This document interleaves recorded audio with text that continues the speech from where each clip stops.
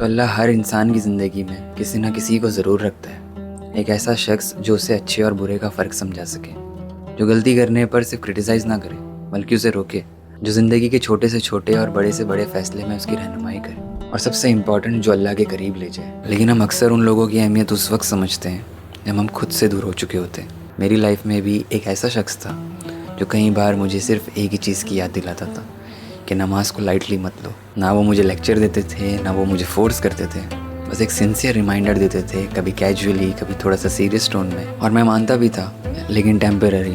कभी 2 दिन नमाज रेगुलरली पढ़ लेता था तो कभी 3 दिन, और फिर धीरे धीरे रूटीन टूट जाती थी। कभी काम के एक्सक्यूज़ की वजह से, कभी थकान की वजह से, कभी मूड ऑफ की वजह से।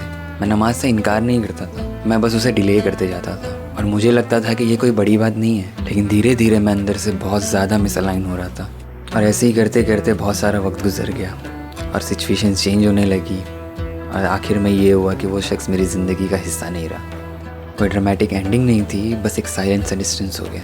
लेकिन उस साइलेंस ने मुझे रिफ्लेक्ट करने पर मजबूर कर दिया, और तब मुझे समझ आया प्रॉब्लम किसी और में नहीं थी, प्रॉब्लम मेरी आदतों में थी। मेरा कंसिस्टेंट ना रहना, मेरी बुरी आदतों की तरफ तवज्जो रखना और वक्त पर ना समझना मुझे मेरी लाइफ में एक ऐसी जगह लेके आया जहाँ मैं अंदर से वीक हो गया। मैं स्पिरिचुअली ग्राउंडेड नहीं था, और जब लाइफ ने मुझे हिट किया मैं प्रिपेयर्ड नहीं था। हम अक्सर सोचते हैं कि हैबिट्स सिर्फ प्रोडक्टिविटी के लिए होती है, लेकिन असल में आपकी हैबिट्स आपकी प्रोटेक्शन होती है। आपका रूटीन आपको शील्ड करता है, और एक मुस्लिम के लिए सबसे पावरफुल शील्ड उसकी सलाह है। नमाज सिर्फ इबादत नहीं है, नमाज एक एंकर है। आज भी मैं परफेक्ट नहीं हूँ, मैं आज भी कभी कभी फेल होता हूँ, कभी नमाज डिले हो जाती है, कभी फोकस वीक हो जाता है। लेकिन एक डिफरेंस है, आज मैं वैसा नहीं हूँ जैसा पहले था। पहले मैं डिले को नॉर्मल समझता था, अब मैं डिले को वार्निंग समझता हूँ। पहले मैं 1000 दफ़ा गिरने के बाद भी उस चीज़ को इग्नोर करता था, आज मैं गिर कर तुरंत खड़ा हो जाता हूँ इस डर से कि मेरा वक्त चला जाएगा। और मुझे ये भी समझ आया कि अल्लाह इंसान को तब तक गाइड करता है जब तक इंसान खुद ऑनेस्टली रिटर्न करना चाहे।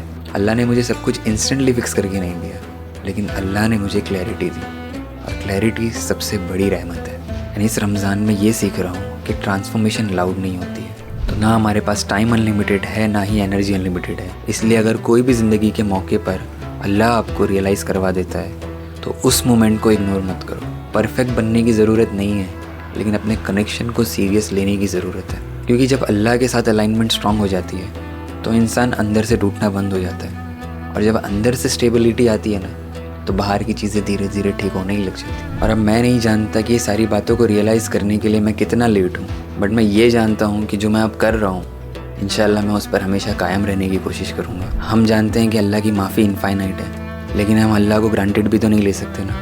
अपनी गलतियों को रियलाइज़ करने के बाद अगले मौके पर आप अपने आप को इस तरीके से प्रिपेयर करो कि आप कभी भी उस चीज़ से गाफिल ना हो सको। और इन सभी चीज़ों से सीखते हुए और ध्यान रखते हुए अब मैं यही कोशिश करूँगा कि जो चीज़ें मुझे रियलाइज़ हुई है मैं उन पर ज़्यादा से ज़्यादा ध्यान दूँ, अपने आप पर ध्यान दूँ, अपने आप पर मेहनत करूँ, अपनी ग्रोथ पर मेहनत करूँ। जो चीज़ें मुझसे ख़राब हो गई है मैं उन्हें ठीक करूँ, जो चीज़ें मैंने खो दी है मैं उन्हें वापस हासिल करूँ, सही तरीके से, सही नीयत से, सही एटीट्यूड के साथ, सही बिहेवियर के साथ। तो ये थी मेरी एक छोटी सी फेलियर स्टोरी जो मैंने आपके सामने रखी है। एंड आप मुझे कमेंट्स में बताइए कि आपकी कौन सी ऐसी चीज़ है जो आप इस महीने से या इस साल से चेंज करना चाहते हैं। एंड मैं आपसे मिलूँगा अगली वीडियो में, तब तक के लिए अस्सलाम वालेकुम।